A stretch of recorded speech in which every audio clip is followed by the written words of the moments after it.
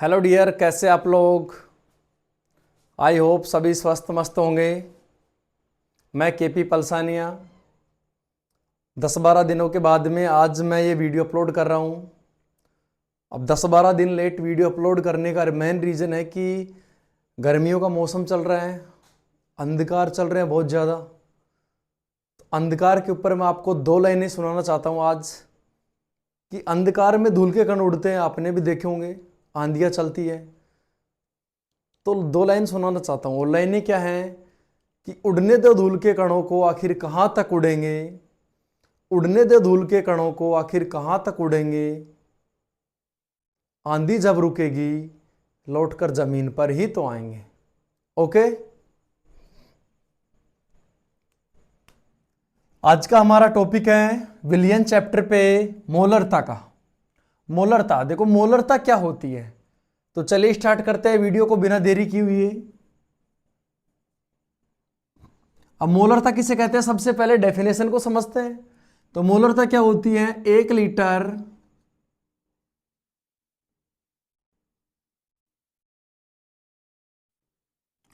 Litre विलियन में उपस्थित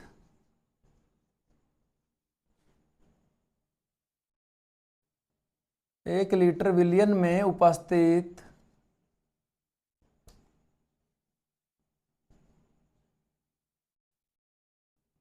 विलय पदार्थ के मोलों की संख्या को विलय पदार्थ के मोलों की संख्या को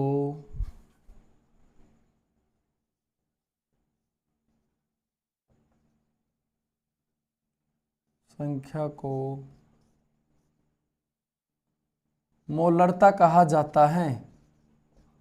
ओके,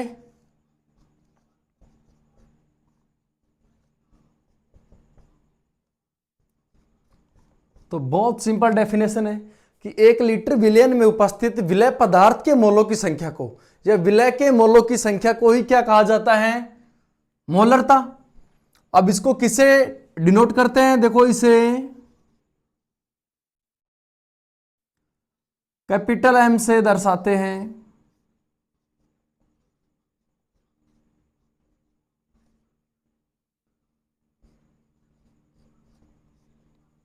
मोलरता की इकाई क्या होती है, मैंने मैंने पॉइंट है छोटे छोटे। मोलरता की इकाई होती है मोल प्रति लीटर। मोल प्रति लीटर।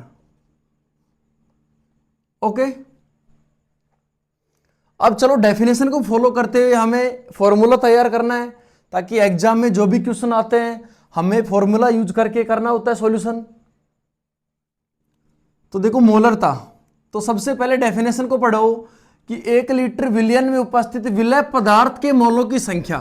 तो विलय के मोल क्या है यहां पे, तो सबसे हम पहले नोट करेंगे विलय के मोल।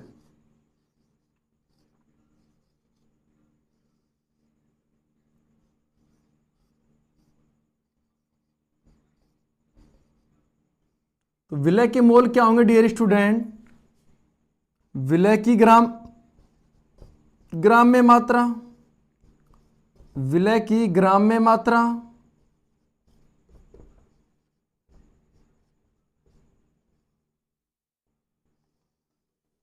बटा विलियन का अणुभार, या विलय का अणुभार, बोलो विलय का अणुभार। ओके, अच्छे से समझ के, ऐसे नहीं है। 1 लीटर विलियन में उपस्थित विलय पदार्थ के मोलों की संख्या को, अब विलय के मोल क्या होते हैं, विलय की ग्राम में मात्रा बटा विलय का अणुभार। यदि वो हमें ग्राम में मात्रा ना दे के अणु या परमाणुओं की संख्या दे, तो हमें फिर मोल निकालने के लिए क्या करना पड़ेगा, उस अणु या परमाणुओं की संख्या में, विलय के अणु या परमाणुओं की संख्या में अवोगाद्रो संख्या का भाग देना पड़ेगा। और अवोगाद्रो संख्या क्या होती है, 6.023 गुणा 10 की घात 23, तब जाके हमारे क्या याद होंगे, मोल। और यदि हमें ग्राम में मात्रा दे तो सिंपल फॉर्मूला है कि विलय के ग्राम में मात्रा बटा विलय का अणुभार। अब हमें ज्ञात क्या करनी है, मोलरता। तो हम इसे कहां यूज करेंगे, मोलरता में।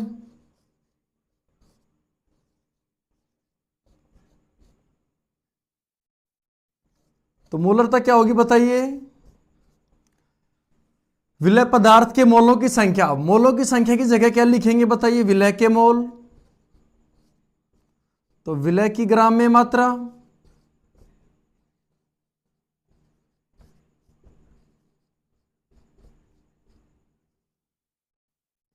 अपॉन विलय का अणुभार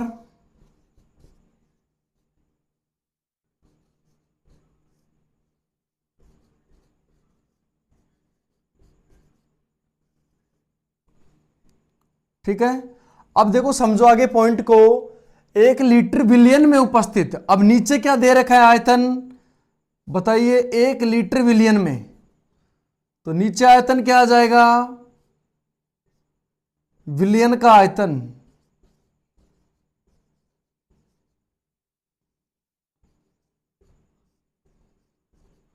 और आयतन किस में दे रखा है हमें क्वेश्चन में या डेफिनेशन में?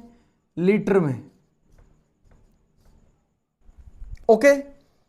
अब यदि वो क्वेश्चन में हमें मिलीलीटर में दे दे तो क्या करेंगे?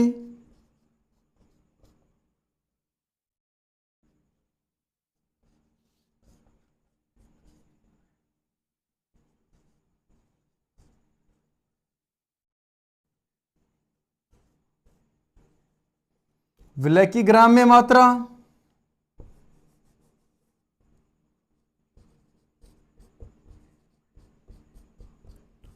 अपॉन विलय का अणुभार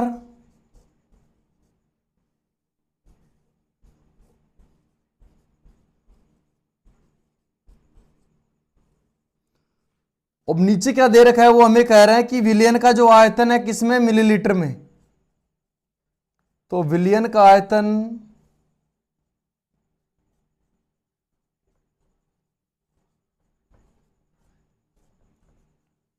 मिलीलीटर में। ओके।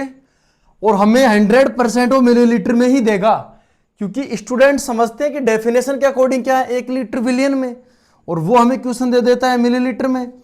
तो मिलीलीटर को लीटर में चेंज करने के लिए क्या करते हैं? जो ऊपर किससे डिवाइड कर देते हैं? 1000 से। तो ये किसका फॉर्मूला हो गया हमारे पास में? मोलरता ज्ञात करने का। नोट करो सब स्टूडेंट अच्छे से। चलिए एक बार फिर से दोहराते हैं डेफिनेशन को, कि 1 लीटर विलियन में उपस्थित है विलय पदार्थ के मोलों की संख्या को ही क्या कहा जाता है? मोलरता कहा जाता है। अब यहां पे किससे प्रदर्शित करते हैं? एम से। इकाई क्या होती है? मोल प्रति लीटर। अब विलय की मोल काय को चीज है भाई? तो विलय की ग्राम में मात्रा बटा विलय का अणुभार। जब इसे डेफिनेशन में यूज करेंगे विलय के मोल को, तो हमारे पास क्या निकल के आया कि मोलरता बराबर क्या हुई? विलय की ग्राम में मात्रा अपॉन विलय का अणुभार इनटू डेफिनेशन के क्या है? 1 लीटर विलियन में, तो अपॉन क्या कर देंगे? विलियन का आयतन लीटर में। यदि वहां में आयतन किस में दे? मिलीलीटर में, तो ऊपर किससे मल्टीपल कर देंगे? 1000 से। नोट करो डेफिनेशन को अच्छे से।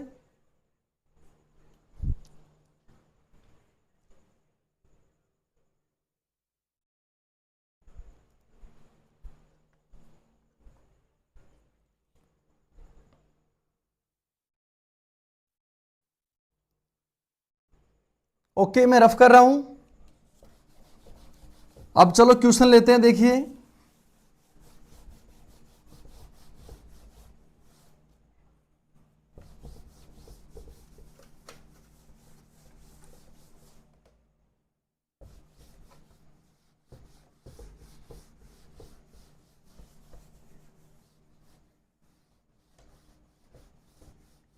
डेफिनेशन को रहने देते हैं, क्वेश्चन स्टार्ट करते हैं।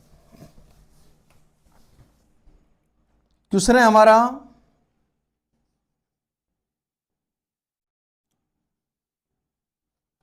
4 ग्राम NaOH 450 ml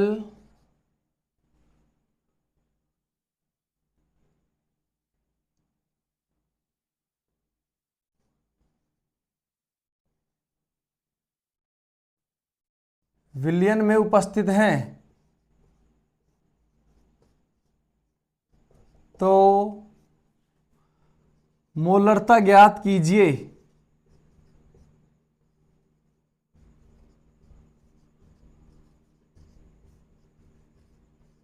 या और कैसे दे सकता है कि 4 ग्राम NaOH को किसमें घोला जाता है भाई, 4.5 जल में घोलकर कितना विलयन बनाया जाता है, 450 ml विलयन बनाया जाता है। तो देखो सबसे पहले हमें क्या करना है आंसर में, आंसर में सबसे पहले हमें देखो लिखना है, दिया गया है क्या क्या हमें दिया गया है क्वेश्चन में पहले से ही, और बेहद ही जरूरी है ऐसे नोट करना। तो हमें क्या दिया गया है देखो, 4 ग्राम NaOH 450 ml विलयन में उपस्थित है। तो विलयन में कौन घुल रहा है, 4 ग्राम NaOH। ओके, तो विलय क्या हुआ हमारा, विलय,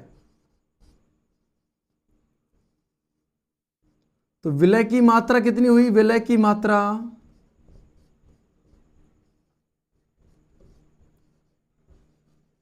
4 ग्राम। ओके, विलय है क्या हमारे पास में, NaOH। तो विलय का क्या पता है हमें, अणुभार,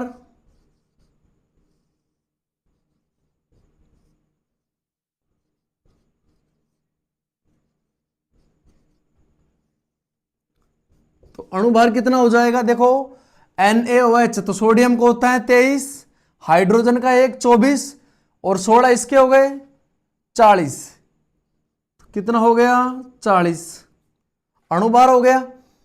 अब देखो और क्या क्या दिया गया क्वेश्चन में, समझो विलयन में उपस्थित है, तो विलयन कितना है हमारा,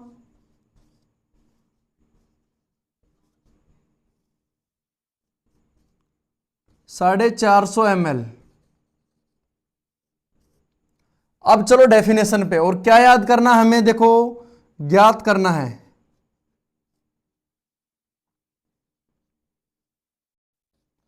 और क्या याद करना है, मोलरता।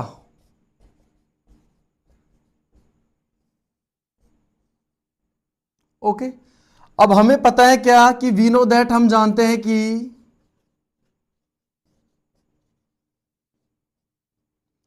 m बराबर क्या होता है, बोलिए, मोलरता बराबर विलय की ग्राम में मात्रा, तो कितने हैं 4 ग्राम, अपॉन विलय का अणुभार कितने हैं 40, नीचे क्या है मिलीलीटर में दिया गया है, कितने हैं 450, मिलीलीटर में दिया तो ऊपर किससे मल्टीपल कर देंगे 1000 से, 0 से 0, 0 से 0। ओके, 4 से 4 कैंसिल, 2 पंच 10, या 5 से करो ना, 5 दूनी 10, 5 नीम 45, 5 9। तो m बराबर देखो क्या आएगा हमारे पास में, m बराबर आया 2/9। तो क्या मान निकल के आएगा, जैसे इसको कट करेंगे तो 0.22 मोल प्रति लीटर, या मोल लीटर इनवर्स, हमेशा इकाई लीटर में आएगी, क्योंकि हमने मिलीलीटर को किस में चेंज किया है, लीटर में, 1000 से, तभी तो क्या किया हमने, गुणा किया है ऊपर। बहुत ही शानदार क्वेश्चन है कि 4 ग्राम NaOH 450 ml विलयन में उपस्थित है, तो विलयन की मोलरता ज्ञात कीजिए।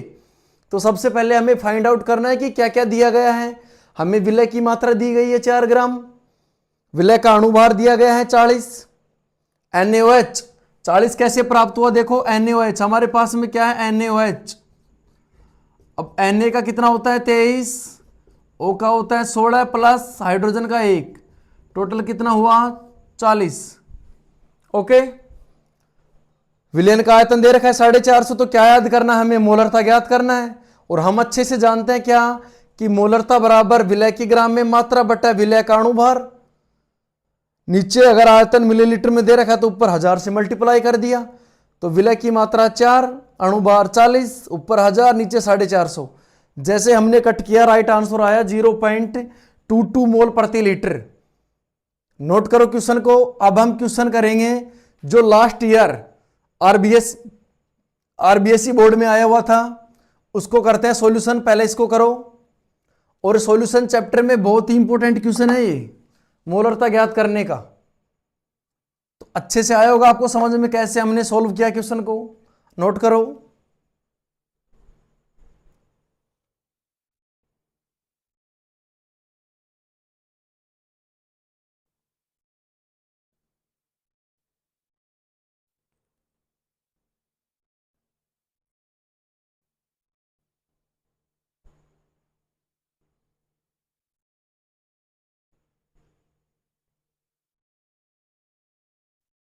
ओके।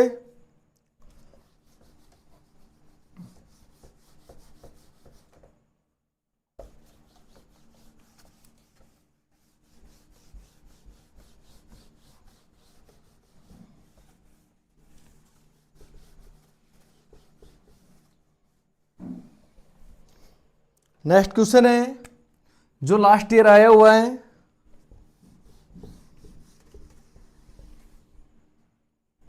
क्वेश्चन है कि नोट करो 16 ग्राम NaOH को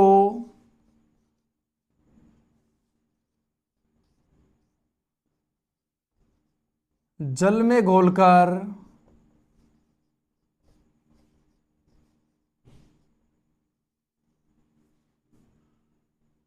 800 ml विलयन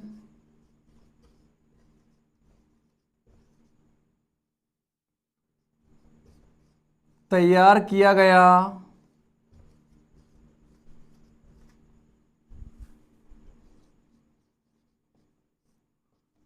तो विलयन की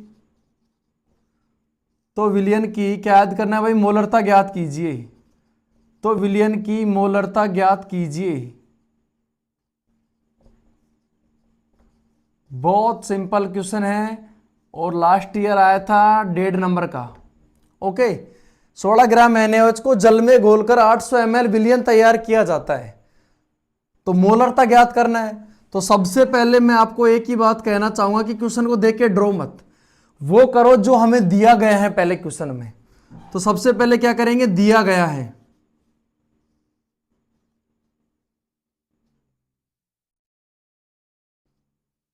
क्या क्या दिया गया है, कितना है विलय की मात्रा, कितना है हमारे पास में, विलय की मात्रा कितनी है बताइए, 16 ग्राम। ओके, 16 ग्राम NaOH को जल में घोलकर, तो जल में घोला जा रहा है तो विलय कौन हो गया, जल, और NaOH क्या है, विलय। तो विलय की मात्रा कितनी हुई, 16 ग्राम। ओके, तो विलय का क्या है, अणुभार याद करना होगा हमें, इस बहुत जरूरी है। तो विलय का अणुभार लास्ट क्वेश्चन में हमने नोट किया, NaOH लिया था हमने, तो NaOH का कितना होता है, 40। ओके, विलयन हमें कितना दे रखा है,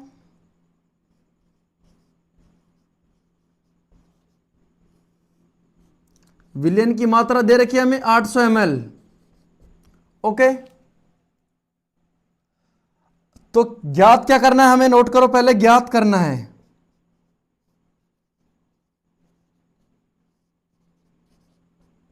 और क्या याद करनी है हमें, मोलरता।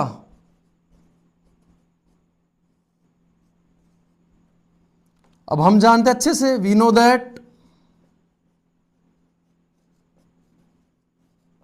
क्या जानते हैं कि मोलरता बराबर क्या होती है, विलय की ग्राम में मात्रा कितनी हो गई, 16, विलय का अणुभार 40, नीचे आयतन मिलीलीटर में है तो ऊपर किससे मल्टीपल कर देंगे, 1000 से,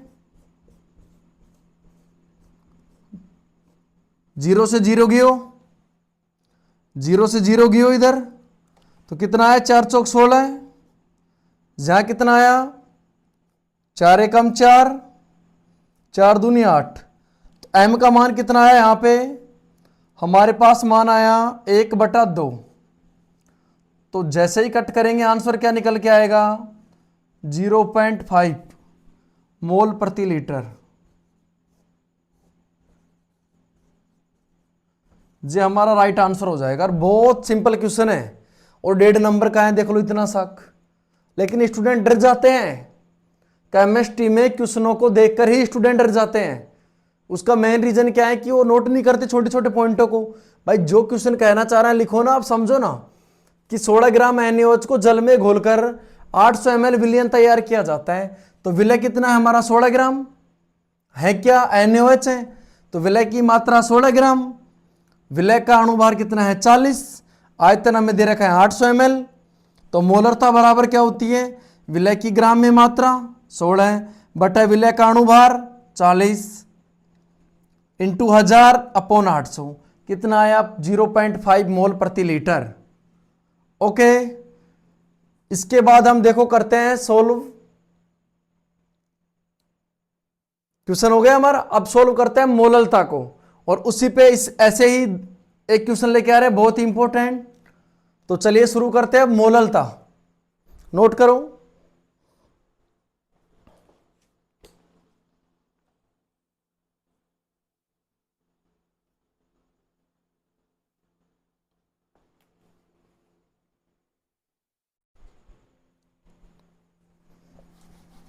दोनों क्वेश्चन बहुत इंपॉर्टेंट है। अब कभी कभी क्वेश्चन में पूछ लिया जाता है बहुत दफा, और क्या पूछा जाता है कि बताइए कि मोलरता पर ताप का क्या प्रभाव पड़ेगा। तो नोट लगा के लिखो, बहुत इंपॉर्टेंट है नोट। तो देखो मोलरता पर ताप का प्रभाव, तो क्या होता है, हम जानते हैं कि मोलरता होती है तो जो आयतन होता है, मोलरता में क्या यूज करते हैं, आयतन। और आयतन क्या होता है, ताप बढ़ाने पर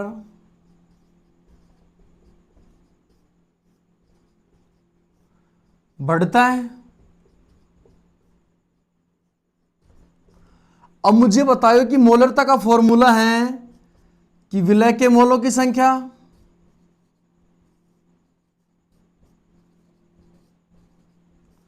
बटा विलयन का आयतन।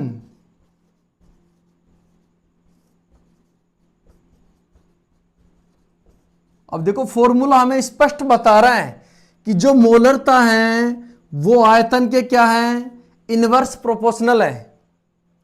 इनवर्स प्रोपोर्शनल है, इसका अर्थ क्या है कि मोलरता आयतन के व्युत्क्रमानुपाती है। ओके, तो क्या फर्क पड़ेगा, जैसे ही हम आयतन को बढ़ाएंगे तो मोलरता क्या हो जाएगी, कम हो जाएगी, और मोलरता को बढ़ाएंगे तो आयतन कम हो जाएगा। तो क्या आंसर आएगा कि आयतन बढ़ाने पर क्या होता है, आयतन ताप बढ़ाने पर बढ़ता है, और आयतन बढ़ेगा तो क्या हो जाएगी, मोलरता। तो क्या आंसर आएगा हमारा, ताप बढ़ाने पर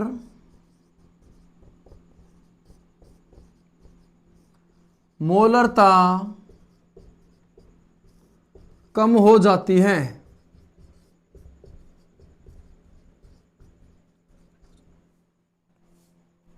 क्योंकि मोलरता और आयतन क्या है, इनवर्स प्रोपोर्शनल है एक दूसरे के, व्युत्क्रमानुपाती हैं। ओके, चलिए अब शुरुआत करते हैं मोलरता के ऊपर।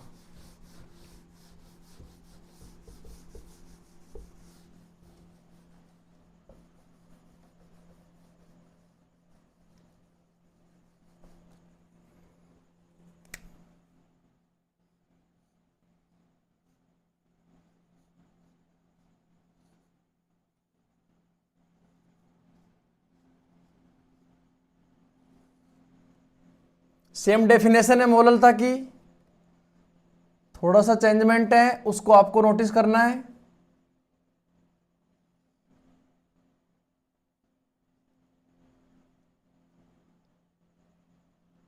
और चेंजमेंट क्या है, देखो मोलरता क्या होती है, 1 kg विलायक,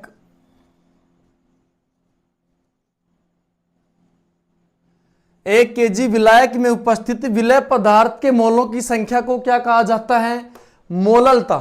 ओके, मोलरता को किसे दर्शाते हैं, इसे स्मॉल m द्वारा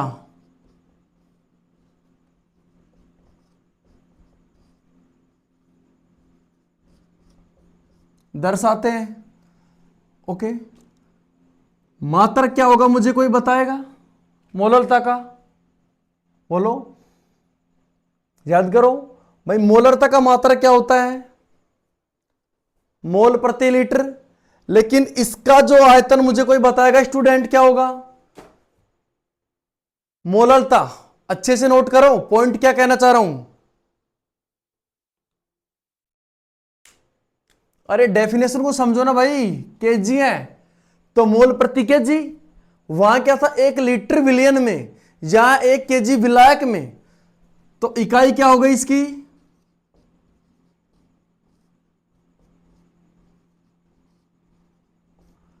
मोल प्रति केजी। ओके, अब देखते हैं फॉर्मूला कैसे नोट करते हैं। एग्जाम में हमें फॉर्मूला ही यूज करना है।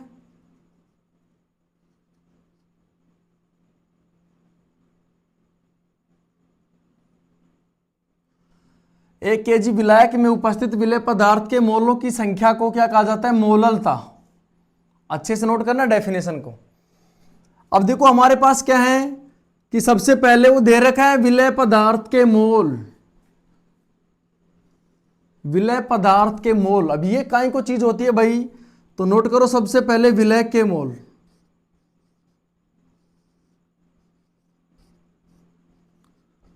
तो विलेय के मोल कैसे ज्ञात करते हैं? विलेय की ग्राम में मात्रा,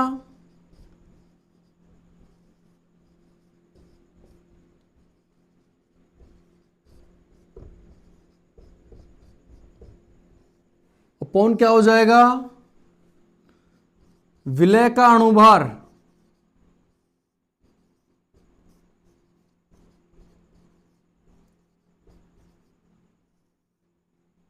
ओके,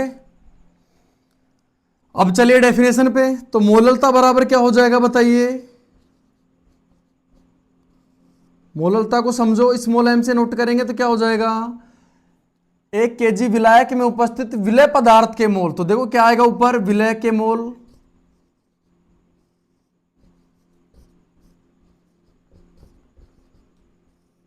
बटा विलायक का द्रव्यमान।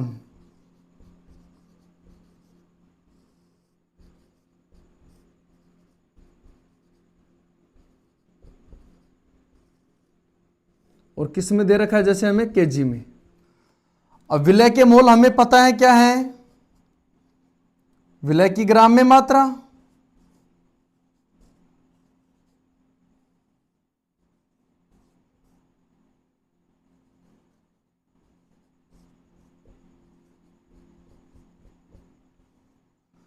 बटा क्या हो जाएगा? विलेय का अणुभार।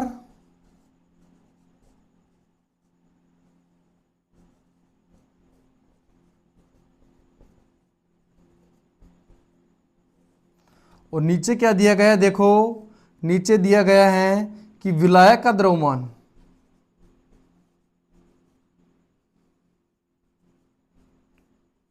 विलायक का द्रव्यमान और किस में दे रखा है हमें? केजी में। ओके, यदि वो द्रव्यमान को ग्राम में दे तो, और वो ग्राम में ही देगा 100%, तो मोलरता तब क्या हो जाएगी बताइए?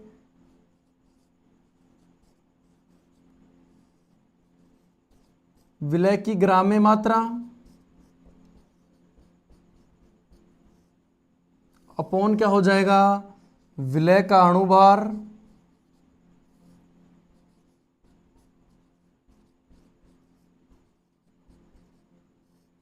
और नीचे क्या है? विलायक का द्रव्यमान।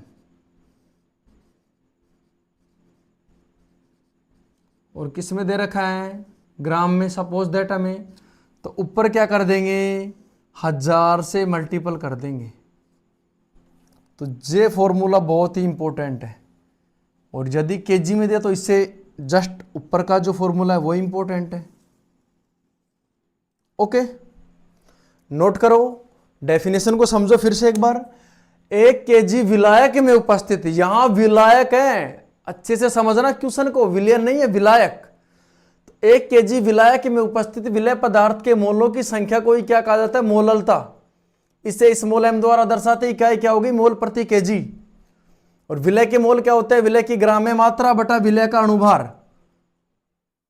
मोललता पे चलते फिर डेफिनेशन के अकॉर्डिंग, विलेय के मोल बटा विलायक का द्रव्यमान। तो विलेय के मोल भार बटा विलेय का अणुभार, इसे नीचे निकल देंगे। तो नीचे क्या है? पहले से विलायक का द्रव्यमान, इससे और मल्टीपल कर देंगे। यदि हमें ग्राम में दे तो ऊपर 1000 से मल्टीपल कर देंगे। नोट करो डेफिनेशन को, फॉर्मूला को। अब इसी पे एक बहुत इंपॉर्टेंट क्वेश्चन है मोललता के ऊपर, नोट करो पहले।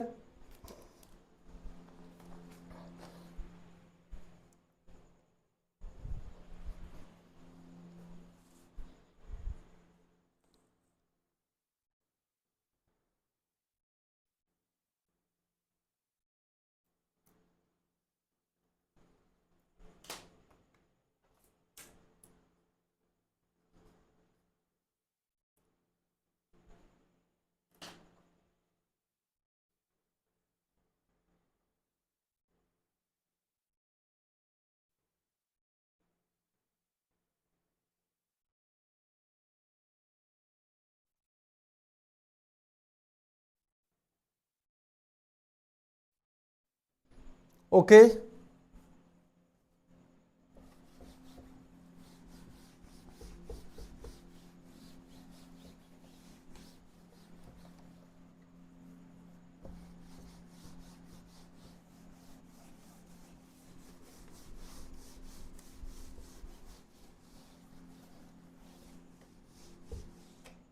क्वेश्चन है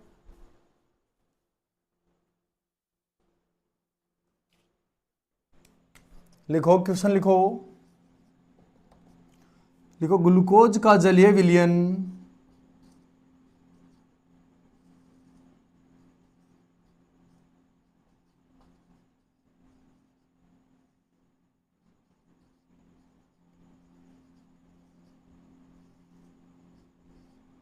दस प्रतिशत द्रव्यमान प्रतिशत है तथा विलयन का आयतन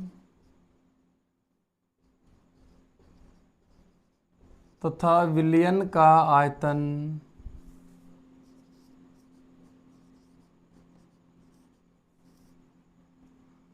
1.2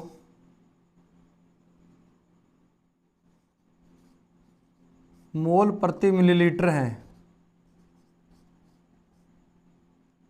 विलयन का घनत्व है, सॉरी, घनत्व नोट करो। तो मोललता ज्ञात कीजिए।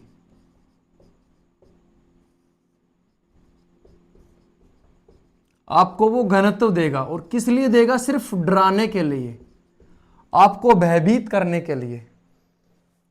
तो मैंने आपको कुछ देर पहले ही क्या बताया डियर स्टूडेंट, कि कुछ नहीं करना, जो क्वेश्चन है क्वेश्चन को रीड करना है और फिर हमें फाइंड आउट करना है कि क्या क्या दिया गया है। तो दिया गया है, अब चलो क्वेश्चन को पढ़ो। देखो, मैंने आपको बताया था कि यदि द्रव्यमान प्रतिशत हमें वो दे तो इसका अर्थ क्या होता है? जैसे 10% WW, तो 10 ग्राम विलय उपस्थित है किसमें? 100 ग्राम में विलय है। तो यहां ग्लूकोज का जलीय विलयन है भाई, और तो ग्लूकोज कितनी मात्रा में है? 10%। तो विलय की मात्रा कितनी हुई?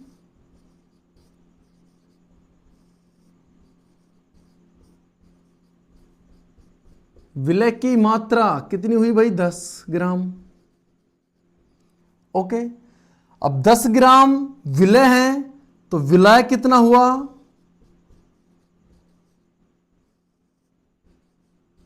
विलय की मात्रा बताइए, 90 ग्राम। और विलयन कंप्लीट कितना हुआ? 100 ग्राम, क्योंकि द्रव्यमान प्रतिशत 100 पे आता है हमारा। तो विलयन कितना हुआ? 100 ग्राम। ओके, 100 ग्राम में 10 ग्राम हमें दे रखा है, आज द्रव्यमान प्रतिशत है विलय, और विलय है क्या हमारे पास में? ग्लूकोज। तो विलय कोष्टक में ग्लूकोज,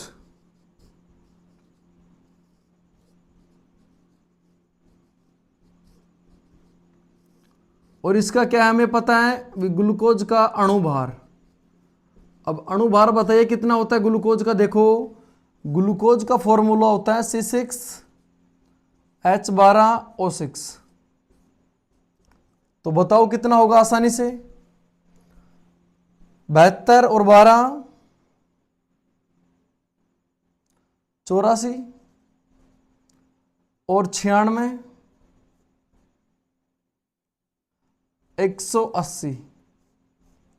ओके, तो विलय की मात्रा 10 ग्राम है, अणुभार है 180, विलायक की मात्रा है 90 ग्राम। तो इसको फोकस करना है हमें, विलायक, जहां हमें विलायक काम में लेना है। तो अब चलते हैं अकॉर्डिंग टू डेफिनेशन। तो डेफिनेशन क्या है कि हम जानते हैं, और हमें ज्ञात क्या करना है भाई? मोललता। तो सबसे पहले क्या करेंगे? ज्ञात करना है। बराबर क्या याद करना है? मोललता। और वी नो दैट, हम जानते हैं क्या? कि जो मोललता बराबर क्या होती है? विलय की मात्रा, ग्राम में तो कितनी है? 10 बटा विलय का अणुभार कितना है? 180। ओके, गुणा विलायक का द्रव्यमान। अब देखो विलायक कितना है, 90 ग्राम है, ग्राम में दे रखा है वो, तो ऊपर क्या कर देंगे 1000 से, 0 से 0 गियो, 0 से 0 गियो। अब देखो ऊपर कितना बच रहा है हमारे पास में, ऊपर आ रहा है देखो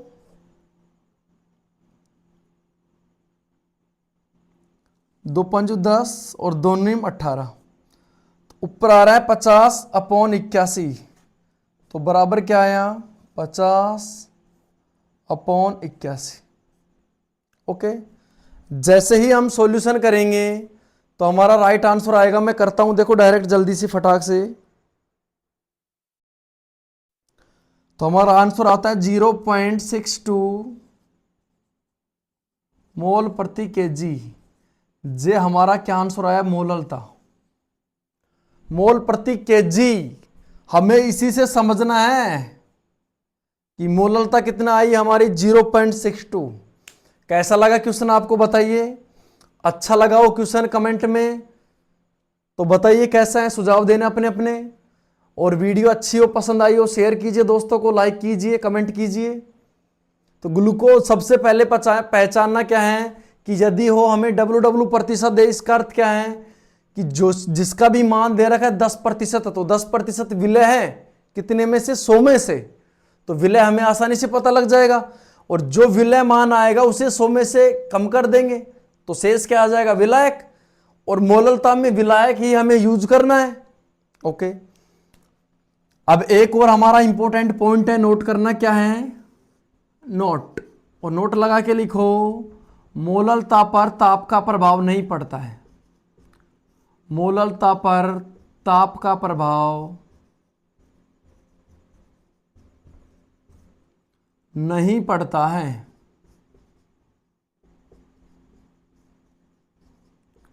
क्योंकि द्रव्यमान पर ताप अक्रिय रहता है। ओके, क्योंकि मोललता में हम द्रव्यमान यूज कर रहे हैं 1 kg विलायक, और वहां हम यूज कर रहे थे मोलरता में आयतन। तो आयतन के क्या होती है मोलरता, इनवर्स प्रोपोर्शनल, समझ रहे हो, व्युत्क्रमानुपाती।